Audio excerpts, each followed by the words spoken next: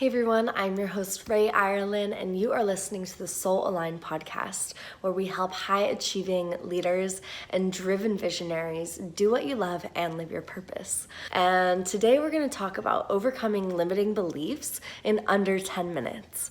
So I hear people every day speaking about limiting beliefs to themselves, to others. I mean, it's just everywhere, really. So for instance, I start out my day with a meditation, and I go and sit down in meditation, and the first voice that comes in my head, wow, Rae, your belly fat is really sticking out over your pants this morning. Great way to start the day off. Well, okay, I overcome that. I meditate. Then I go to my dance class, and in my dance class, I hear the woman next to me kind of say under her breath, but to the teacher, after the teacher shows the exercise, we're never going to be able to do that. Okay. So after class, I pick up my phone to check any messages, and I have a text message from a girlfriend. And so I open it up and I start reading, and she's just went and had her first date with this new guy that she met. I always get let down when I'm dating. All right, put the phone away. Next thing, let me go to the grocery store, right? So I'm going to the grocery store and walking around, and then I look to my side, and there's this super cute little boy with his dad, and the little boy has something in his hands, and he shakes it up at his dad, and his dad goes, "No, we can't afford that." So these are examples. The list goes on and on and on of all of the limiting beliefs that surround us in society, in our minds. It's just normal, right? All those examples are probably things that you've heard at least 100 times in your lifetime, right? It's the thoughts that go on inside of your own mind, inside of other people's minds. It's what everyone's kind of like sharing with one another. So, I mean, I have to say, sometimes I feel like I'm totally trapped in this monkey cage, and our crazy minds are just like running the show, and they're having us run circles in the cages around one another while saying all these limiting beliefs without really getting to any deeper questions of saying, like, what are we actually doing in here? What are we actually trying to do in here, right? Can anyone else relate? So, this monkey cage and these limiting beliefs, they can get so bad that you're running around the monkey cage, and guess what? The front door is actually open, and we still don't take that extra time to glance and see that it's been open this whole time. So what do we do instead? We keep running in the circles. We keep listening to the voices that are in our heads, making decisions based off of those, and agreeing with other people, listening to the voices in their heads and making decisions based off of those as well. It gets crazy. It's like a madhouse. And have you ever experienced this? Most likely, right? So these are all called limiting beliefs. They limit you from being in your heart. They limit you from being in your highest self, acting from a place of integrity, congruence, love, and unity.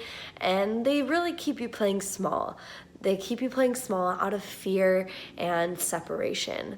That's why it's so scary to do this work, because everyone is experiencing this. And if you choose to do something different, you can actually feel that separation, and it feels like you're totally alone. And yet I want to give you some tools that will help with that. So there are many practices that one can learn to routinely release and overcome limiting beliefs. Some practices are extremely potent. Some are great short fixes. Some are more permanent and sustainable changes. So depending on the person, the environment, the situation, the way that you go about overcoming a limiting belief will differ, just depending on what you need.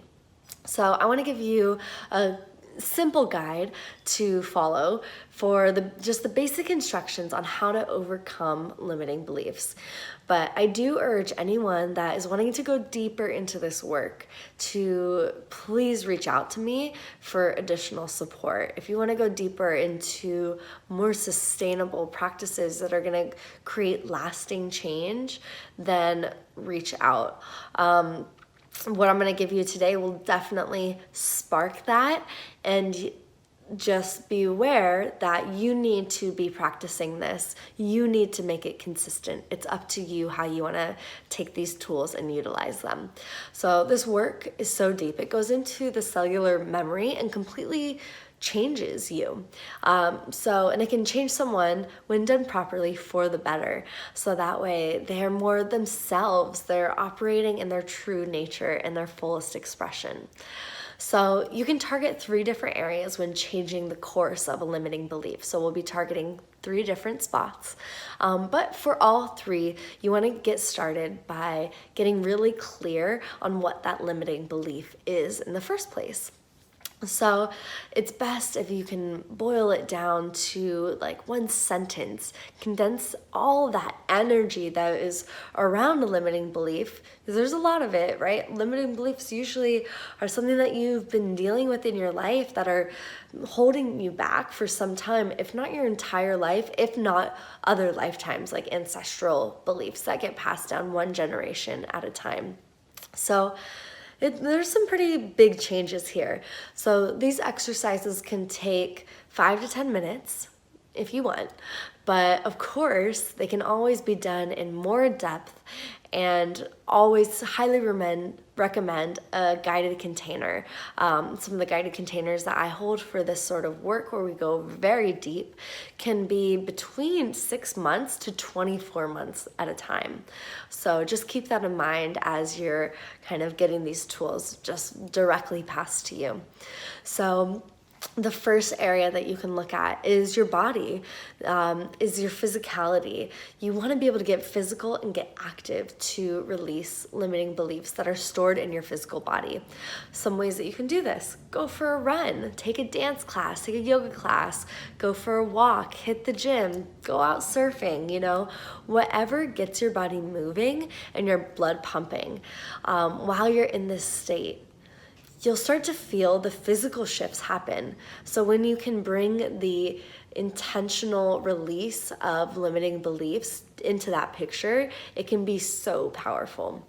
So when you're in this state, being very physical, like while you're in the middle of the exercise, you can release your limiting belief by saying no more, or I'm done, or you're done.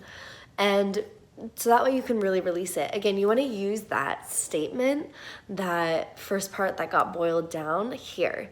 So if your limiting belief is I'm not worthy to receive love, then what you would do is, when you're in like the peak of your workout, when you're running and you're feeling like, oh, I don't want to run anymore, like I kind of want to stop, that's when you can really get that extra energy and just run with all of your power, everything that's left, because you are shifting things. This should be difficult.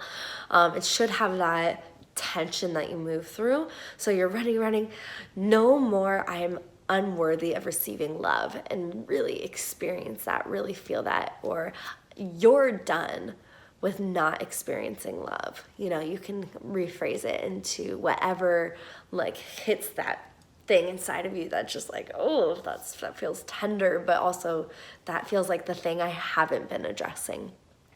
So that's the first one. Number 2 is going into the mind. There's a lot of limiting beliefs that get stored in the mind. Definitely, right? I think we can all agree on that. So a great exercise to release some of the limiting beliefs that are stuck in your mind is to journal around the limiting belief. Allow your mind to wander around it, to understand it, to look at it from different angles, and to write it out. So this is where it's really important. Again, it's that outward expression of what you're internally going through, or what you're internally shifting. If you're just doing it in the mind, it can kind of you're stuck again. You can kind of start to get in that monkey mind. So writing it all down, circle the limiting belief as you usually do in your mind, but this time allowing words to fall onto the paper. It's super powerful, and I'll explain a little bit more later why that exercise works the way it does. A lot of times it's like, if I'm like talking about it more, if I'm writing about it, then isn't that going to bring like more attention to that point? Yes, exactly. And I'll circle back to that after this third point. And number 3 is spirit.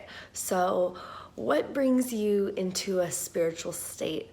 Going to maybe a sacred site, or sitting in meditation, or being out in nature, whatever it is, go there, go be in that environment. Allow your energy to align with that higher energy and just give it up, release, relax, let it go.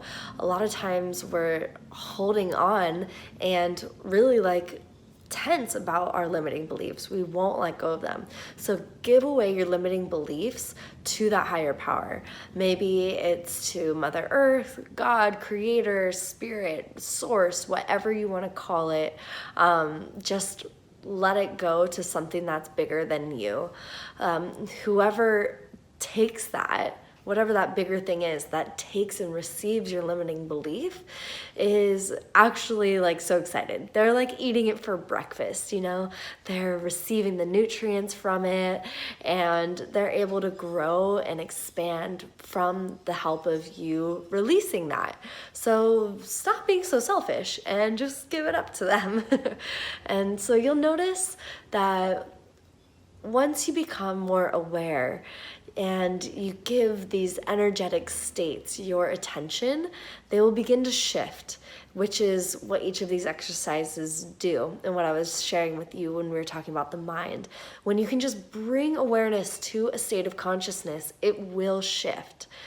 If you keep avoiding it, if you keep pushing it to the side or behind you, then you won't actually give it the opportunity to have its own transformation. So you can find your groove with releasing limiting beliefs, as we're all human and they come up almost every day for everyone. So it's important to know that we're not just trying to get rid of them or, give them away, but more importantly, we're giving those limiting beliefs a voice and recognizing our ultimate power as the creators of our life. So from that viewpoint, we can choose what limiting beliefs or what beliefs, not the limiting ones, what beliefs support us. We can see, like, is this belief a limiting one or is it a supportive belief? And then you can go on your path and keep moving forward by making decisions based off of that. So it's really all up to you. It's all how you want to live. No one is here to tell you how to do that. You've totally got the reins. So just enjoy the journey, have fun, experience your bliss while doing this, and be true to yourself. Be real for what's real to you. So thank you so much for checking out this video. Subscribe and ring the bell if you haven't yet. And if you want to check out more videos, then go ahead and tap the screen right there.